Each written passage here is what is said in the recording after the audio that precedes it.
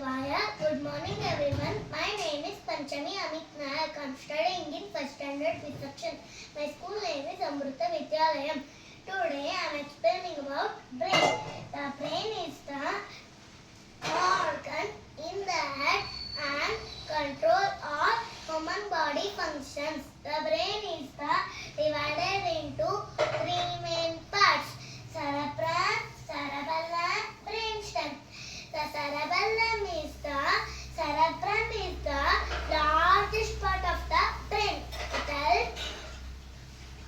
It is responsible for thoughts and action like judgment, learning, senses. Next one, cerebellum. Cerebellum is the part of the brain.